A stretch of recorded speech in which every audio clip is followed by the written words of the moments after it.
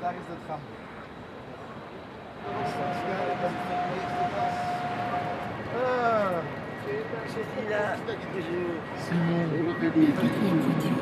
T'as vu la gare, lui? C'est incroyable. Allez, On va à l'école. Hein. ah, d'accord. On s'est déjà rencontrés à plusieurs reprises, ici, ailleurs. Attendez qui? Ça, c'est la surprise qu'on voulait vous réserver. Incroyable. Le train, là, il commence. Hein, et là, il se termine en piano. Oui. C'est joli, hein? Oui. Bonne idée. C'est formidable, ça. C'est formidable. C'est une œuvre d'art, ça. C'est une œuvre d'art. Hein. C'est toi qui as fait ça. C'est formidable. C'est formidable. Voilà, Simon. Nicolas. C'est un vrai artiste. Hein. Ben voilà, nous sommes tous présents aujourd'hui autour d'un projet de longue date. Donc un projet auquel je n'ai pas eu la chance de participer depuis le début, mais j'ai l'honneur aujourd'hui de pouvoir l'inaugurer et inaugurer son aboutissement. Monsieur Gronowski et S2J, c'est une longue histoire. Vous venez régulièrement et depuis de nombreuses années témoigner, rencontrer nos jeunes et nos moins jeunes, leur transmettre les messages, leur expliquer l'histoire, leur expliquer votre histoire et en faire des témoins de la vie. Vous animez chez nous, chez chacun, un sentiment de respect, d'une profonde humanité et vous questionnez notre représentation de la notion du pardon.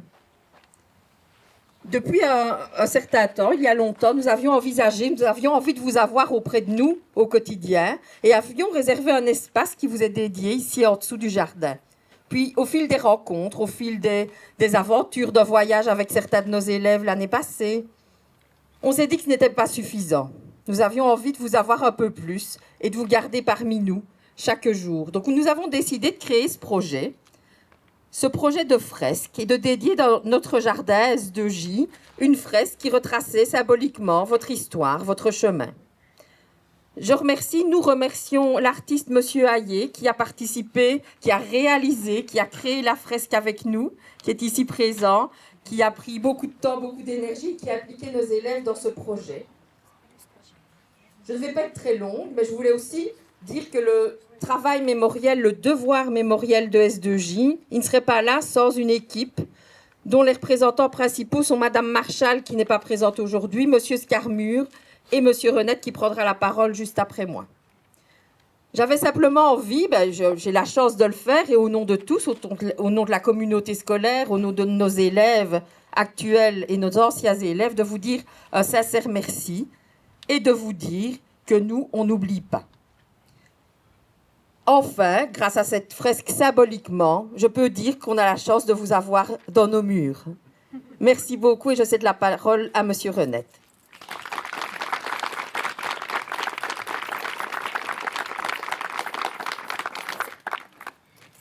Merci, Madame Ichter. Chers vous tous, collègues, élèves, anciens, anciennes, amis, membres de la famille, cher Simon. Cher Simon, vous avez témoigné pour la première fois entre les murs de notre école le mardi 19 novembre 2013. Depuis lors, fidèlement, inlassablement, vous venez rencontrer nos élèves et leurs professeurs en moyenne tous les 2 ans. S'ils avaient non seulement des oreilles, mais aussi une langue, les murs de notre salle Françoise Dolto diraient à chacun d'entre nous ce qu'à chaque fois, vos mots, vos silences, vos gestes, vos câlins échangés avec nos élèves de toute religion, de toutes origines et de toute culture signifient et représentent dans l'instant et dans la durée. Chacun de vos passages est un moment infiniment porteur d'humanité, de vérité, de résilience, d'optimisme et d'espoir. Car, comme vous aimez le rappeler, malgré tout ce que vous avez traversé et malgré tout ce qui se passe dans le monde, vous continuez de croire en la bonté de l'homme, Chacun de vos mots contribue à créer un moment d'histoire en direct. Non pas de celle que l'on raconte machinalement dans les livres, mais de celle qui se vit, qui se partage, qui donne la chair de poule. Que de passeurs de mémoire ont effectué leurs premiers pas ici, grâce à vous, qui aimez rappeler que celui qui écoute un témoin devient témoin à son tour.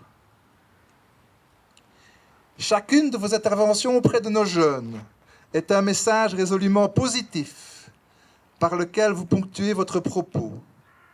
La vie est belle, nous rappelez-vous.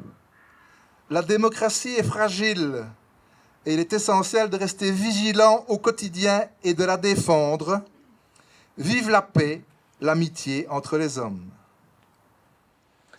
Un projet d'école, vague à l'origine, au contour plus précis aujourd'hui. La création d'un jardin du souvenir et de la mémoire. Un paradou à la Zola, en passe de devenir petit à petit un havre de paix, un lieu de détente, de ressourcement et de réflexion pour nos étudiants. Un Éden luxuriant redevenu sauvage, dont on dirait qu'il a presque oublié la main de l'homme pour se lancer à la conquête du ciel et qu'il nous faut à nouveau essayer de dompter. Une œuvre d'art qui se lit comme un livre, c'est-à-dire de gauche à droite, et qui se découvre comme un travelling au cinéma une fois monté les marches conduisant à notre jardin secret. Scène 1. Un train de nuit qui file vers Auschwitz-Birkenau, mais d'où s'échappe, comme par miracle, un jeune garçon de 11 ans, aidé par sa maman qui pousse son enfant vers la vie, comme si elle donnait naissance une deuxième fois à la plus précieuse de ses marchandises. Scène 2. Un homme debout, un homme qui fait face à son public, un homme qui se dit heureux et qui, après avoir gardé le silence pendant près de 7 décennies, se laisse convaincre de l'importance capitale de témoigner, de partager son histoire, de rencontrer le plus souvent possible les jeunes générations en Belgique et à l'étranger. Scène 3. Un homme assis au piano qui laisse éclater une passion pour le jazz, dont chaque note sonne comme une victoire sur le mal absolu, comme un hymne à la vie et comme un hommage à sa chère sœur Ita. C'est ce parcours de vie peu banal, à des rencontres au sommet de l'émotion vécue en ces murs depuis plus de 10 ans, que notre école a tenu à graver dans la pierre, comme un signe tangible de notre engagement à poursuivre le travail de citoyenneté et de mémoire effectué au quotidien en équipe auprès de nos jeunes. La fresque, réalisée de main de maître par Nicolas, nous permet d'exprimer notre reconnaissance et notre gratitude envers ceux qui, comme vous, cher Simon, se sont donnés pour mission de dire à la fois l'horreur dont l'humain est capable, mais aussi la lumière qu'il porte en lui. Merci à tout le monde et surtout merci à vous. Mesdames, Messieurs, chers jeunes, chers amis, je remercie Philippe Renette pour ce merveilleux discours qu'il vient de prononcer. Je suis évidemment très touché et ému de cette œuvre maintenant gravée dans la pierre, ici, dans cette école. Ça me touche beaucoup. Mais pour moi, c'est aussi un message pour tout le monde. Un message d'espoir et de bonheur. Vous connaissez mon histoire. Les nazis ont tué ma mère, ma sœur, dans la chambre à gaz d'Auschwitz-Birkenau. Et mon père est mort juste après la guerre, en juillet 1945, désespéré, Et moi-même, à 11 ans, la Gestapo m'a pris, m'a jeté dans une prison, la caserne de Saint-Malines. Et après un mois d'internement, ils m'ont déporté dans le 20e convoi. Et par miracle, j'ai sauté du train. Et je me suis échappé. Un miracle. J'avais 11 ans. Je voudrais dire que pendant 60 ans, en effet, j'ai gardé le silence. Mais c'était pas un secret. Mes proches, ils savaient. Mes proches savaient deux choses seulement. J'ai sauté du train, j'ai perdu ma famille, c'est tout. Et après 60 ans, on est venu me dire que je devais écrire mon histoire. Vous la connaissez donc, en 2 mots. Et je vous dirais que je n'apporte pas aujourd'hui, ni hier, dans cette école et ailleurs, en Belgique, à l'étranger, devant des jeunes ou des moins jeunes, parce que j'ai jamais dit non quand on m'appelait à m'exprimer. Mais je n'apporte pas un message négatif de chagrin. J'apporte un message d'espoir et de bonheur. N'oubliez jamais que la vie est belle, mais c'est un combat de tous les jours. Il faut se battre tous les jours. Parce que personne n'est à l'abri de l'épreuve. Un malheur peut arriver à n'importe qui. On peut perdre un être cher dans un accident de roulage, par exemple, ou par la maladie. Et quand ça arrive, quand le malheur arrive, il faut l'affronter avec courage. Je ne dis pas que je suis courageux, d'ailleurs, mais je le dis pour tout le monde. Il faut surmonter. Et la fidélité à la personne disparue, c'est de vivre pleinement et heureux. Et malgré les événements tragiques du passé comme ceux que j'ai vécus, et je peux dire qu'il y en a d'autres qui ont vécu et qui ont souffert plus que moi, et malgré les événements tragiques d'aujourd'hui, parce qu'aujourd'hui encore dans le monde, il y a des gens qui souffrent. Il y a des peuples qui souffrent aujourd'hui dans le monde. Moi, je garde ma foi dans l'avenir, car je crois, moi, profondément à la bonté humaine. Comment puis-je en douter quand un petit gendarme de la campagne flamande, j'ai sauté dans le Limbourg, j'ai atterri chez un gendarme, il m'a pas dénoncé. Si les nazis avaient su que ce gendarme avait protégé un enfant juif évadé, il l'aurait fusillé. Comment puis-je douter de la bonté humaine?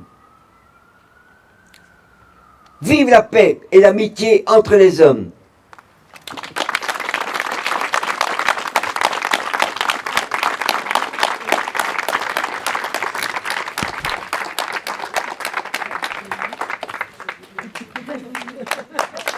Je vous aime.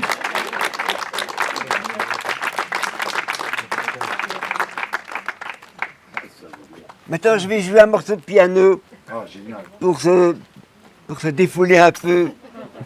Ça fait du bien. Mais il faut que le piano fonctionne.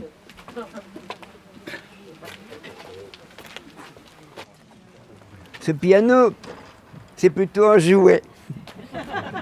C'est pas un vrai piano. Mais je vais quand même faire mon possible. Je vais jouer d'abord un morceau que j'aime beaucoup. Vous allez le reconnaître.